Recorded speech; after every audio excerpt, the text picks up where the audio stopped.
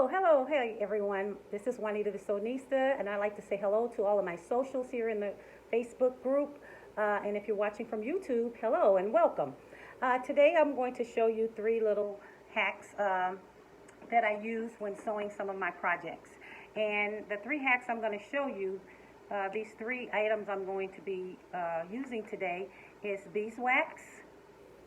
Okay, and beeswax comes in a case individually, and it has 3 slots at the top and 3 slots at the bottom.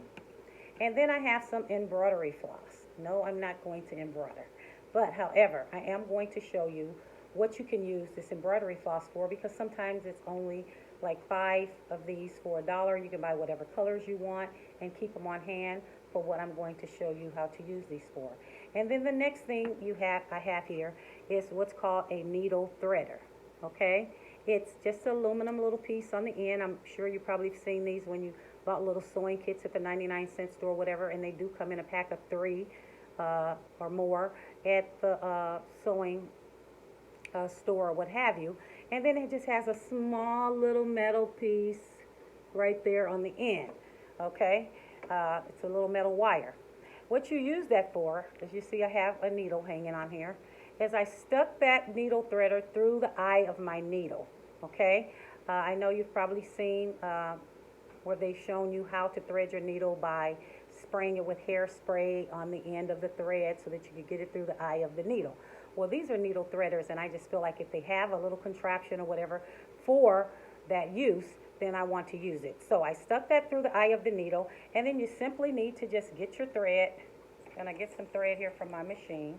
Okay, you get your thread, and you can stick it right through the bigger hole of the ends of the wire that's there. Okay, and then when you get enough through, you can just hang on to that and to your needle, and now pull the needle threader and the thread through the eye of your needle. Okay, so now your needle is threaded.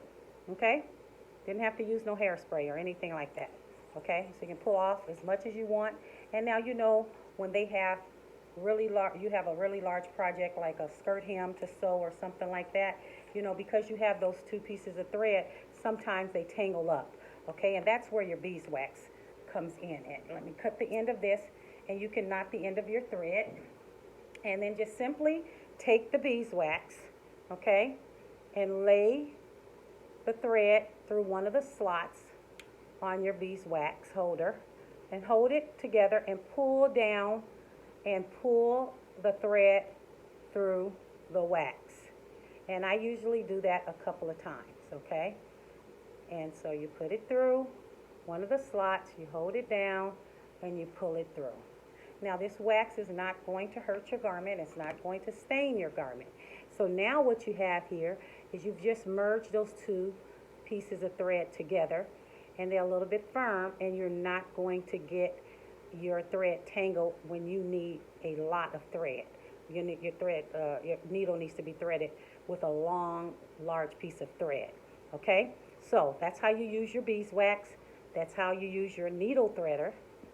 This little contraption here again, okay, to thread your needle. You can also use this to thread your machine needle. So if your sewing machine does not have a built-in needle threader, you can also use this on your sewing machine by sticking it through the eye of the needle that's on your sewing machine, which I'm going to show you here shortly. Okay, so I'm going to sit that to the side and sit this needle to the side. Now, I'm going to turn my machine around, and it's going to be backwards, you guys, and I apologize for that, because I either have to move my camera or I have to move my machine. I think it's easier to move my machine without trying to adjust it again. Hopefully, you guys will be able to see this. I will try to, let's see here, see if I can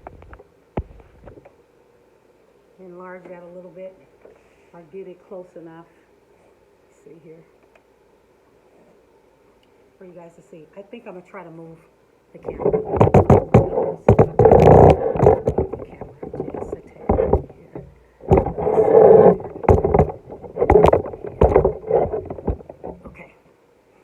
Alrighty, I don't know if you guys can see it. But anyhow, I've put that needle threader through my needle. And then once you thread your machine, all you need to do, you guys, is stick it through that wired part on the needle threader once again, okay? And then simply pull on the needle threader and pull it through, okay? And of course you bring your bobbin thread up, okay? So I'm going to try to do a little close-up shot with that as well, okay? Let me cut some of this thread off. I got a long piece of thread hanging here, you guys. Okay, so I do have a needle threader on my machine, which I can simply use to thread my needle, and it's just as quick, okay? So, anyhow, you can thread your needle on your sewing machine as well, okay? Now, the next thing I'm going to show you guys is that floss that we had, okay? That floss that we have here, you can simply pull out a long enough piece, okay? And, you know, just cut it depending on how long or the length of whatever you're sewing. And I have some fabric here, and I want to run some gathers. So that's what I'm going to use this piece of floss for. However, I'm going to take that floss and I'm going to run it through that beeswax as well, okay? So basically I'm just going to start at one end of this,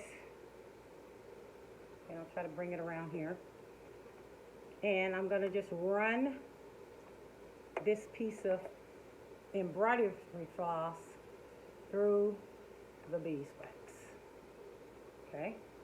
That's all I'm doing. Running it through the beeswax. Hold on. So, what that have done is just merged all those strands of embroidery floss together. And I'm going to do it one more time. Okay. Let's start over here this time. And I'm just running it through.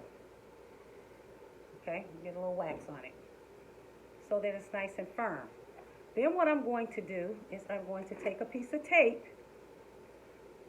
and I'm going to tape it onto the embroidery floss, put it on the back of my machine. You guys are looking at the back of my machine, okay? And tape it there. And now I have the embroidery floss laying right in the center of my presser foot.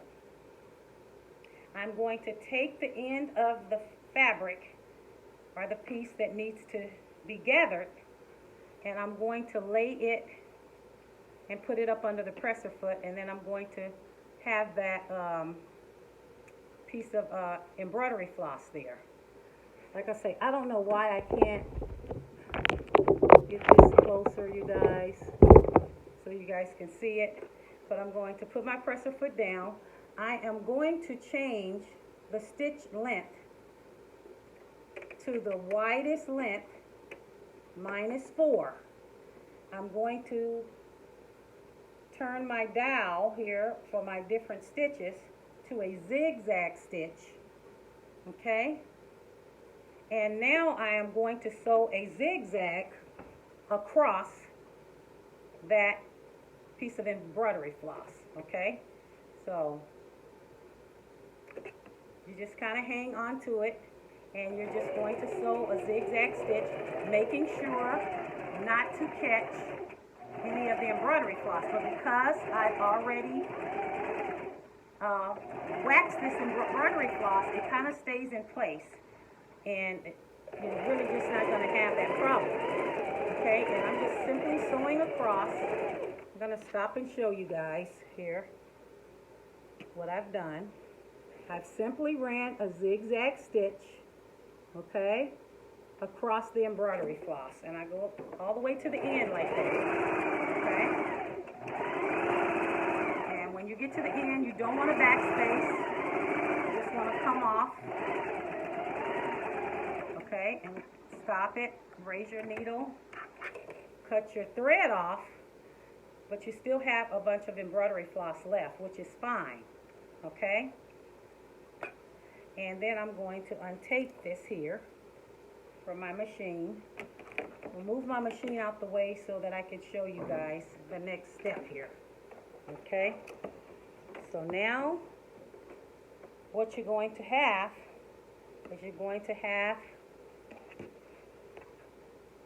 your fabric with the zigzag stitch across the embroidery floss, and this is where the magic happens. All you need to do at this point is take the embroidery floss and pull it, okay? See how I'm pulling it? And you can pull it from either end, okay, because we've had some left there. Okay, let me turn this around. Okay, so I'm just simply pulling the embroidery floss, and then you can do your gathers without doing basting stitches that you pull on sometimes, and then the thread breaks, and then you got to go back to the machine. So there's my gathers. Okay, you guys see that? Now, depending on what you're sewing this to, you're going to just take this to that other piece, and you're going to line it up and even out your gathers and pin it, and then you can sew it. Or you can take this here and you can go back to your machine.